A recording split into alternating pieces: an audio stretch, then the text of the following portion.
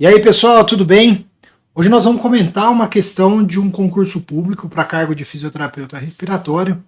Eu discuti essa questão com um colega que é inscrito aqui no canal, então eu achei interessante as coisas que temos aí para discutir nesta questão, então resolvi trazer para vocês. Se você tiver alguma dúvida a respeito de algum assunto da fisioterapia respiratória, se você tiver uma dúvida, por exemplo, a respeito de uma questão que caiu num concurso que você prestou e quiser a minha ajuda, se eu puder ajudar, basta você enviar no professor Alexandre Brosin, que a gente, ou mesmo aqui no YouTube, que a gente pode discutir, fazer um vídeo para conversar sobre o assunto com vocês. Beleza? Não esquece aí de curtir o vídeo do canal Apolo Fisioterapia, não esquece de se inscrever no nosso canal e apertar o sininho para você receber notificações de que lancei novos vídeos aqui no canal Apolo Fisioterapia.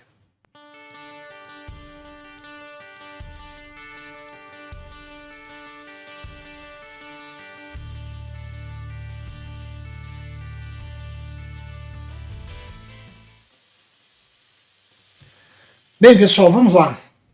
Então, né, eu peguei essa questão que foi enviada pelo colega, né, depois eu entrei aqui na internet, essa prova ela tem disponível na internet, eu encontrei essa prova na internet, e algumas coisas que eu quero discutir com vocês a respeito dessa questão.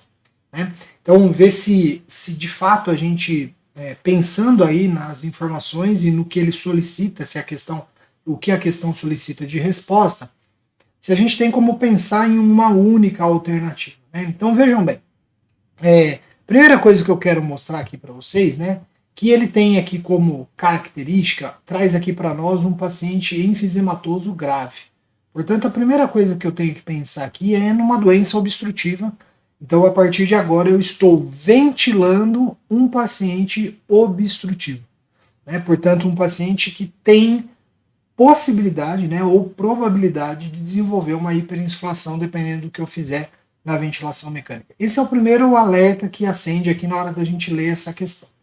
Depois ele nos mostra, né, que tem uma frequência respiratória de 20 respirações por minuto, uma frequência alta, o que a gente já, a princípio, em pacientes obstrutivos, a gente não pensaria muito em deixar essa frequência muito alta, já que eu preciso de maior tempo de exalação, né, e a frequência alta ela diminui o tempo total da respiração, o T-TOT, e aí, consequentemente, eu acabo por diminuir também o tempo expiratório, obviamente, dependendo do tempo inspiratório.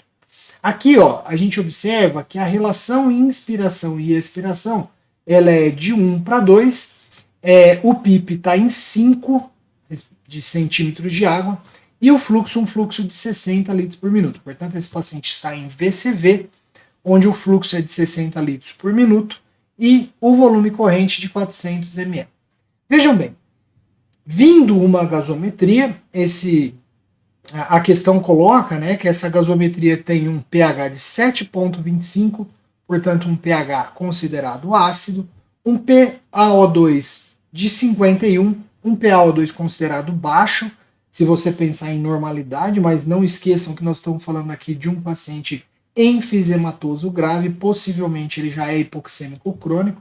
Assim que, como o pH é 7,25, eu preciso ver de onde vem essa acidose, né? E essa acidose ela é respiratória. Veja que a questão ela nem coloca bicarbonato, então não é uma questão difícil em relação à interpretação gasométrica. É uma acidose do tipo respiratória com hipóxia. E aí, né?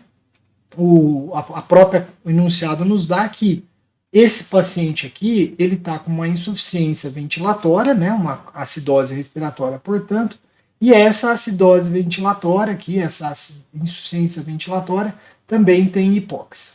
E aí ele diz o seguinte, que nas 5 alternativas, tem estratégias que ajudam a corrigir a insuficiência respiratória, ou seja, a acidose respiratória, exceto uma delas. Particularmente, se você debruçar sobre a questão, eu entendo que a gente tem, friamente, você teria coisas para considerar em cada uma das alternativas. Vejam bem, seria uma alternativa aumentar a frequência respiratória? Se eu aumentar a frequência respiratória, eu aumento o volume minuto, e aumentando o volume minuto, eu diminuo o CO2. Portanto, aparentemente, né, essa alternativa ela estaria correta, ela não é um exceto aqui. Né? Ela não seria a alternativa para assinalar. Modificar a relação em Z de 1 para 3, né? Ela é 1 para 2, é 1 para 3, também, ó, ela é uma alternativa interessante, já que ela está falando de um paciente enfisematoso. Aumentar a PIP para 10 é um paciente hipoxêmico, a gente sabe, né, que a hipoxemia ela pode ter benefícios de eu usar a PIP. Né? A PIP tem como objetivo melhorar a oxigenação. Aqui vale uma ressalva porque os pacientes enfisematosos ou os pacientes obstrutivos, eles vão ter benefícios, inclusive de desinsuflação no uso do PIP.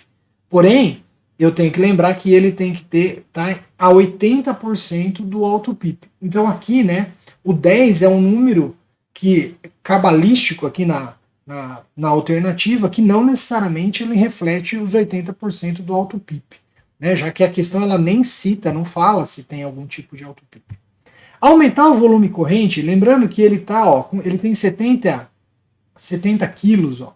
Então você aumentar para 480 ml, você estaria dentro de algum valor considerado normal para volume corrente, ainda dentro de 4 a 6 ml por quilo de peso, de 6 a 8 ml por quilo de peso, estaria dentro ainda, então também seria uma alternativa.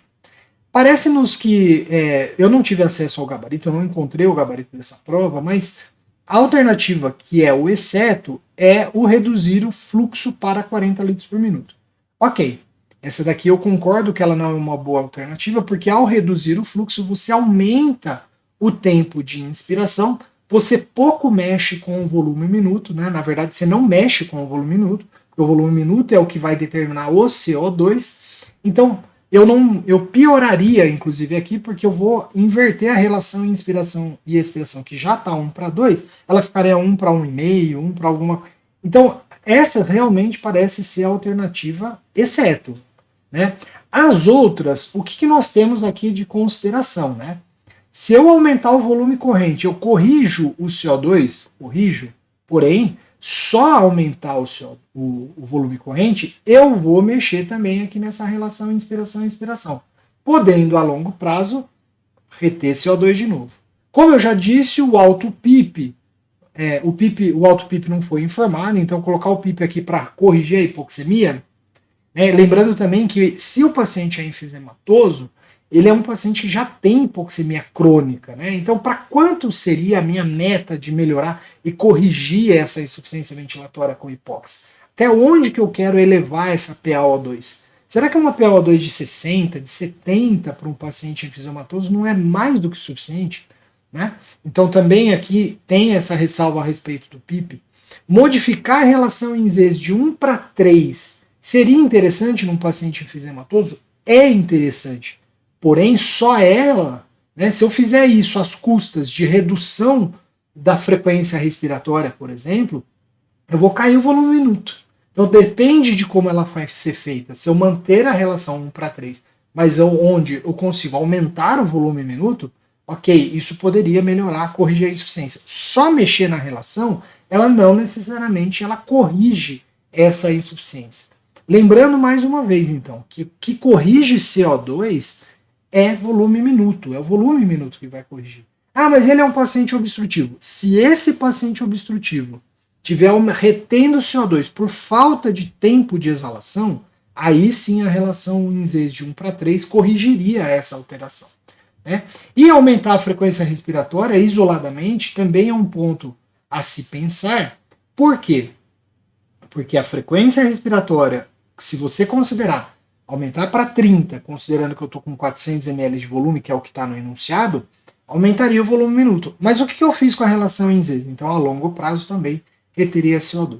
Então, veja, né, se você olhar para essa questão, existem muitos pontos a serem discutidos que não somente qual alternativa é a alternativa que pioraria aí o quadro de insuficiência ventilatória. Então, todas as anteriores, né, elas poderiam ser utilizadas pensando no aumento do CO2, mas com algumas cautelas em relação às outras variáveis. Né? Então, se não fosse uma questão optativa, como é aqui, né, eu pensaria em o objetivo das alterações seria aumentar o volume minuto, sim, mas mantendo uma relação em vezes de 1:3. Esse seria uma meta bastante interessante. Então, focar num CO2, também considerando que ele é um enfisematoso, de 50 de PCO2, não seria não precisaria levar a normalidade de 35 a 45 de CO2, uns 50 de PCO2 para um paciente enfisematoso, né, ou melhor ainda, a gente conseguir jogar esse pH no máximo aí um pH de 7,3, um pH ainda acidótico, mas dentro aí de um parâmetro um pouco mais aceitável, até porque 7,2, que é o que o paciente está aqui do 7,25, é já um PCO2 que não, perdão, um pH que não está tão baixo. Beleza? E aí, gente?